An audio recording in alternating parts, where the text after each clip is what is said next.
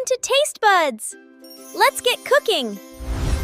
Hello everyone, welcome back to our channel.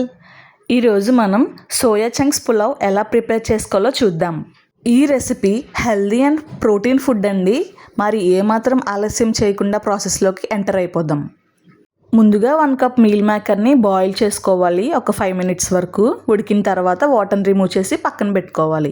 ఇప్పుడు stove పై గిన్నెలో 2 table spoons ఆయిల్ని add చేసుకుని బిర్యానీ ఆకులు, 2 లవంగాలు, 2 యాలక్కాయలు, జీలకర్ర, అలాగే దాల్చిన చెక్క అన్నీ ఇందులోకి యాడ్ చేసుకుని ఒకసారి బాగా కలుపుకోవాలి. ఇప్పుడు ఆనియన్స్ని అలాగే పచ్చిమిర్చిని వేసుకుని ఒకసారి బాగా కలుపుకోవాలి. టొమాటో కూడా యాడ్ చేసుకుని ఇది కూడా మరొకసారి బాగా కలుపుకోవాలి. ఈ సోయా చంక్స్లో ప్లాంట్ ప్రోటీన్ ఎక్కువగా ఉంటుందండి. ఇది కండరాల ఆరోగ్యానికి బాగా సహాయపడుతుందండి. ఇప్పుడు కొంచెం పుదీనాను కూడా యాడ్ చేసుకొని మరొకసారి బాగా కలిపేసుకుందాం. ఇది బాగా వేగిన తర్వాత 1 టేబుల్ స్పూన్ పసుపు, 1 టేబుల్ స్పూన్ సాల్ట్, అలాగే 1 టేబుల్ స్పూన్ కారంని కూడా యాడ్ చేసుకొని ఒకసారి బాగా కలిపేసుకోవాలి. మనం ముందుగా ఉడకబెట్టి ఉంచుకున్న సోయా చంక్స్ని వాటర్ని రిమూవ్ చేసి ఇలా ఇందులోకి ట్రాన్స్ఫర్ చేసుకోవాలి. ఇది కూడా మరొకసారి బాగా కలిపేసుకోవాలండి. ఈ సోయా చంక్స్ని తినడం వల్ల ఎక్కువసేపు కడుపు నిండుగా ఉండేలా చేస్తుంది.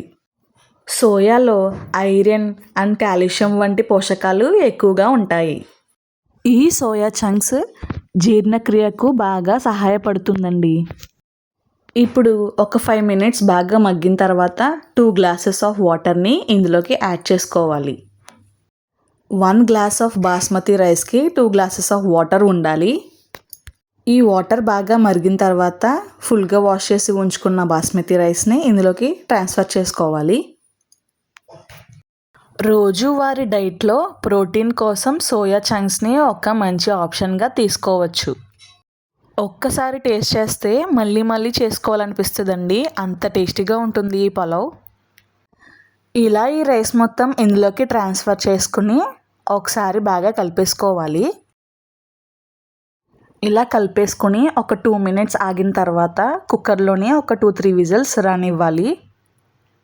ఈరోజు మనం తయారు చేసుకున్న సోయా చంక్స్ పులావ్ టేస్టీగా ఉండటమే కాకుండా ప్రోటీన్, కూరగాయలతో మంచి పోషకాలను అందిస్తుంది.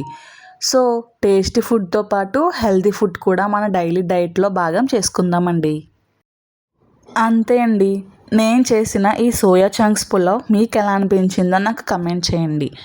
ఈ రెసిపీ మీకు నచ్చితే లైక్ చేయండి, సబ్స్క్రైబ్ చేసుకోండి. Thank you everyone.